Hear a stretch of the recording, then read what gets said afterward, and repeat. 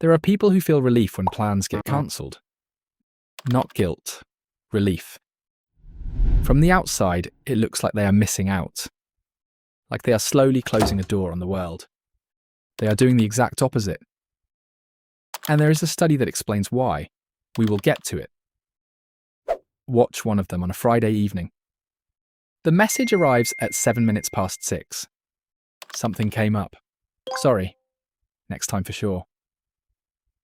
They put the phone face down on the counter. There is a small pinch of guilt first. They notice it. Then something much bigger arrives underneath it. They fill the kettle. They switch on one lamp and leave the rest off. The room goes soft and orange at the edges. They have been waiting for this since Tuesday. Not for the quiet exactly. For the moment when nobody needs anything from them at all. The world has a list of words ready for them. Lazy is the first one. Antisocial's the second. Boring cold, a shut-in. Not one of those words is accurate. A harbour is not a hiding place. Ships are built to come back to one. The water there is calm on purpose. That calm is what makes the next voyage possible. Wanting to be home is not the same as fearing everywhere else. Most of the time it is not fear at all. It is a person who worked out what fills them back up, and who stopped apologising for needing it. So what is actually happening inside someone built this way? The first thing is that you feel the day in your body afterwards. Not during. During you are fine, you are funny, you keep up. It arrives later in the car or on the stairs. A heaviness behind your eyes that a night of sleep does not quite fix. Other people finish an evening and feel topped up. You finish the same evening and feel spent. Nothing went wrong. That is the confusing part. The second thing is that you plan the leaving before you arrive. You know which train you want. You have your excuse ready. Not because you dread it. You often enjoy yourself once you are there, but knowing there is a door makes the whole room bearable. An exit you can see is the thing that lets you relax inside it. The third thing is the size of your circle. You do not have 20 friends. You have 3, and you would answer any of them at 2 a.m. You stopped collecting people a long time ago. You kept the ones who let you go quiet in the room. The fourth thing is that you do not really get bored. An empty afternoon is not a hole that needs filling. It is space, and your head already knows what to do with space. Other people reach for their phone. You reach for the window.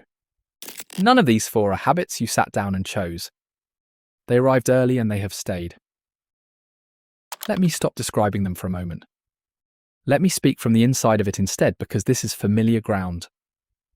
For years the belief was that this made for a small life. Watching friends make plans on a Saturday morning. Real plans, with other people, in places nobody had been yet. And feeling 2 things arrive at the same time. A dull ache about not being built for that. And a quiet guilty hope that the invitation would not come. The ache got treated as the true feeling. The hope got treated as the flaw. That was exactly the wrong way round. The hope was information. It was pointing at something real. The ache was just other people's opinions, playing back on a loop.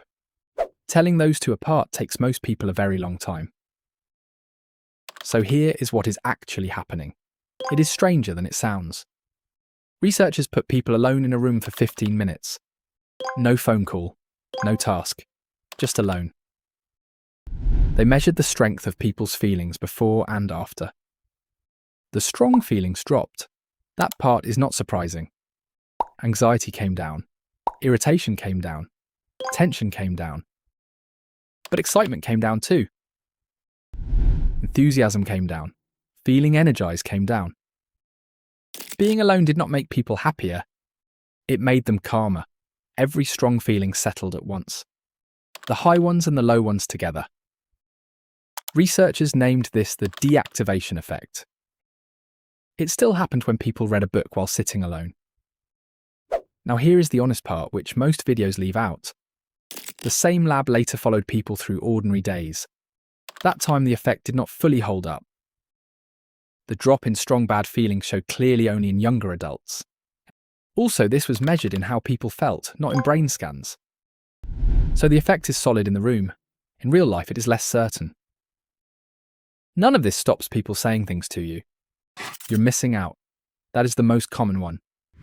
It assumes one real life is happening out there without you in it.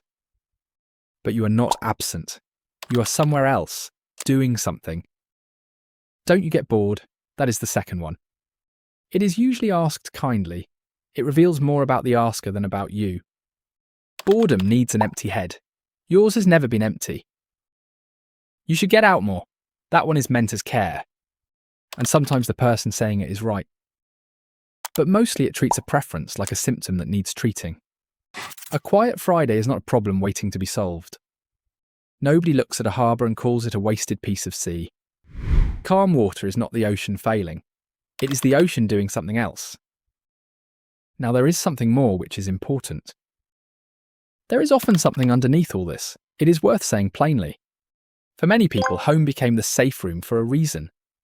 A friendship that ended badly. A house where the mood could turn fast. A stretch of years when being around people cost more than it gave. So you built somewhere the rules belonged to you. Somewhere nobody could change the temperature without asking first. That is not damage. That is a sensible answer to what happened. You learned where the calm was, and you went there. But here is the part I do not want to skip over. Not everyone who stays home is resting. Some people are hiding. Those two look identical from the outside. They feel completely different from the inside. So ask yourself one question and answer it honestly. When you close your door, do you feel filled up or only relieved? Filled up means the rest is doing its work. Only relieved every single time with dread waiting on the other side is different. That one is worth saying out loud to somebody. A doctor, a therapist, or one person you already trust. Not because your preference is wrong. Because you deserve to know which of the two you are actually living in. That answer changes what you do next. Now you have probably been carrying a small worry about all of this.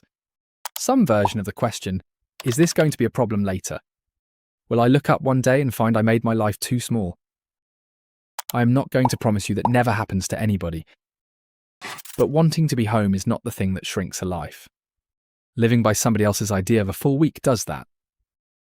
But you already know what fills you back up. Plenty of people spend 40 years guessing at it. You worked it out early, that is not nothing. So put the kettle on. Turn the overhead light off.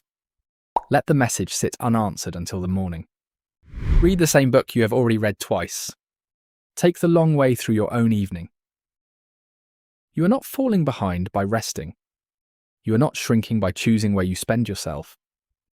Nobody is keeping a register of the Fridays you stayed in. The people who love being home are not refusing the world. They are the ones who come back to it steady. They are the ones with something left to give when it matters. Every ship sitting in a harbour is still a ship.